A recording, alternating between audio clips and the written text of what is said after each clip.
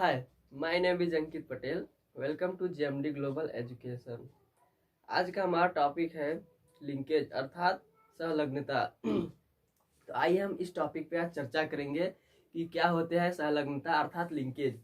तो क्या होता है लिंकेज? सबसे पहले कि tendency of some of the gene, ठीक है, tendency of the some of the gene inherited together to each other called as linkage. ठीक, जैसे कि अगर बात करें कि एक ही गुणसूत्र अर्थात क्रोमोजोम पर स्थित जो जीन्स होते हैं वो अपने उसी सिचुएशन अर्थात उसी संयोग में एक पीढ़ी से दूसरे पीढ़ी में अर्थात one generation to another generation क्या करते हैं, ट्रांसफर होते हैं अर्थात वंशागति करते हैं। उसे क्या कहते हैं? लिंकेज अर्थात संलग्नता। मतलब कि एक ही जो गुणसूत्र अर्थात क्रोमोजोम होते हैं उस पर स्थित जो जीन्स होते हैं अपने मतलब एक ही गैमीट में इंटर करते हैं और एक साथ जो है कि हेरिडिटी अर्थात इनहेरिटेंस करते हैं, मतलब ठीक है, तो उसे कहते हैं संलग्नता। तो आइए देखते हैं इसके कुछ फैक्ट को कि द जीन कंट्रोलिंग कैरेक्टर, ये देखिए ये एक्सेप्शन है, exception to law of independent assortment. ये मेंडल के थर्ड लॉ का एक्सेप्शन अर्थात अपवाद है। ठीक है, तो मेंडल का थर्ड लॉ में जो है मेंडल के अनुसार अर्थात according to the gene controlling character get assorted independently. मतलब उसमें जो जीन कंट्रोलिंग कैरेक्टर होते थे जो किसी कैरेक्टर को कंट्रोल करते थे वो एक साथ इंडिपेंडेंटली असॉर्ट अर्थात उजागर होते थे। ठीक, नेक्स्ट जनरेशन में।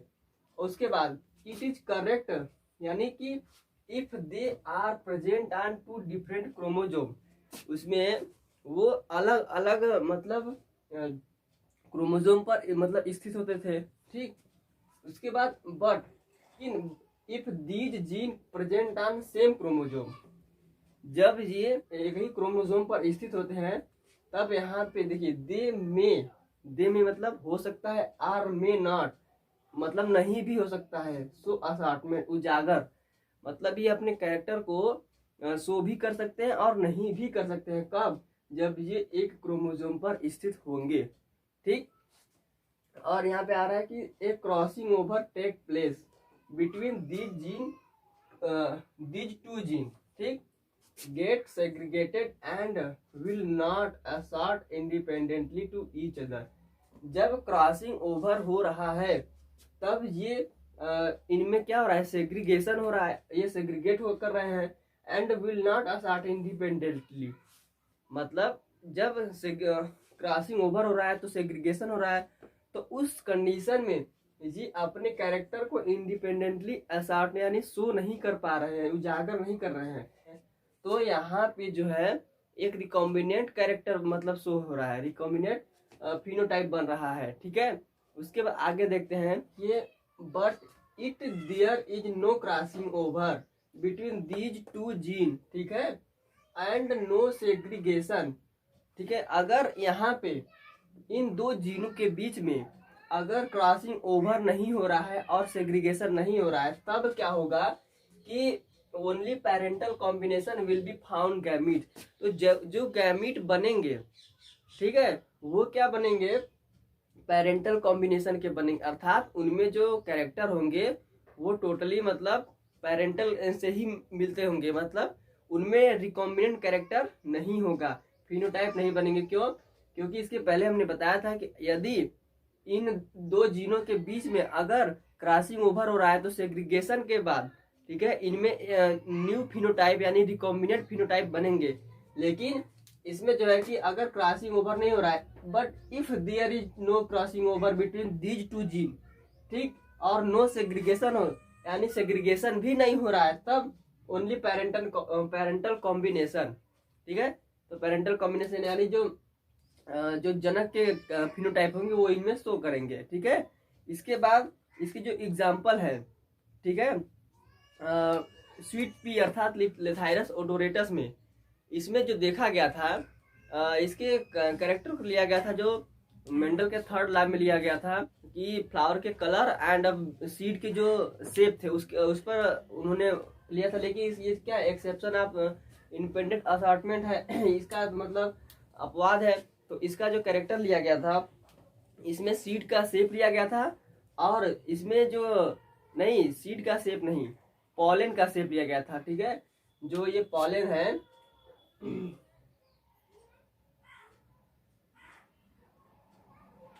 ठीक है,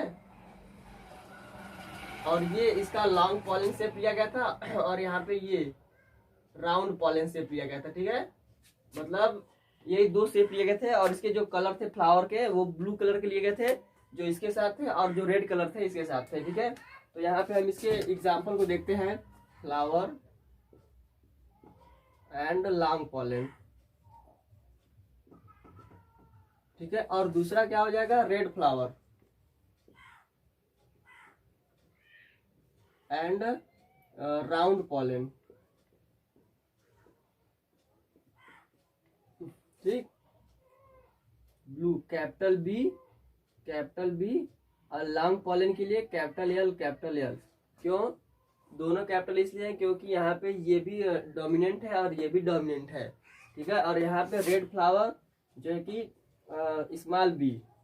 ठीक, और राउंड पॉलन यानी कि स्मॉल एल। तो इसके गैमीट हो जाएंगे,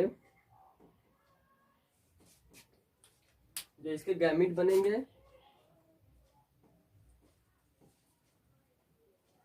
capital B, capital L, small b, small l. ठीक है, जब इनमें क्रॉस कराया जाएगा तो क्या मिलेगा हमको, F1 जनरेशन में capital B, small b, capital L, small l. ठीक है, ये F1 जनरेशन में हमको क्या मिलेगा, ब्लू फ्लावर, ठीक, एंड लॉन्ग पॉलन।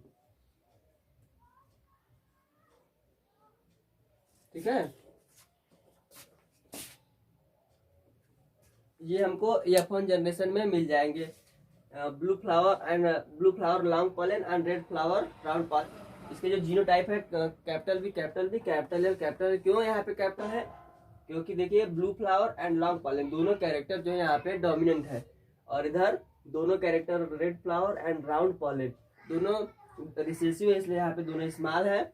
और इसके जो गैमीट है कैपिटल बी, कैपिटल एल, इधर स्मॉल बी, स्मॉल एल। जब यहाँ पे क्रॉस कराया गया F1 जनरेशन में तो capital B, capital small b, और इस कैपिटल एल, स्मॉल एल हमको F1 जनरेशन में blue flower and long pollen character मिलते हैं। इसके बाद जब इसका F2 जनरेशन में, इसमें जो exception of law independent assortment है, उसमें क्या था कि उसमें सेल्फ क्रॉस कराया जाता था, यानी सेल्फ पॉलिनेशन।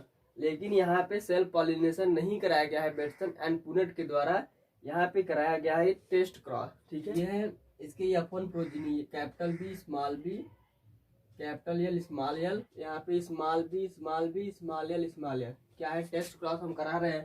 तो टेस्ट क्रॉस में F1 प्रोजीनी का क्रॉस जो उसके रिसेसिव पेरेंट से कराया जाता है, तो ये इसका रिसेसिव पेरेंट है और इसका F1 प्रोजीनी है, इसमें क्रॉस कराया जाएगा।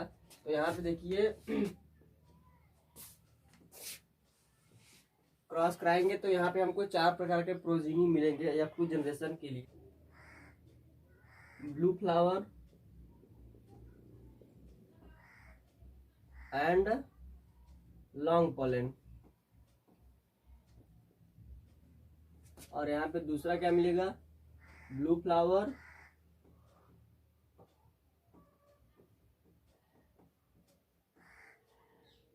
And round pollen.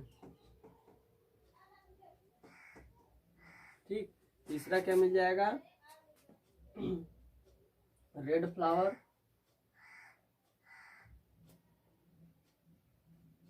Long pollen. और चौथा क्या मिलेगा, red flower and long pollen.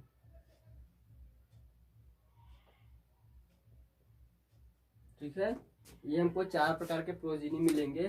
ठीक है, जो 16 प्रकार के टोटल फिनोटाइप बनेंगे। ठीक है, जिसमें से 7 फिनोटाइप ये आएगा blue flower and long pollen का, और ब्लू फ्लावर राउंड पॉलन में 1 आएगा, और रेड फ्लावर लॉन्ग पॉलन का एक फिनोटाइप बनेगा और इसका भी 7। यानी जो रेशियो बनेगा F2 जनरेशन में 7:1:1:7 का हमको फिनोटाइप प्राप्त होगा।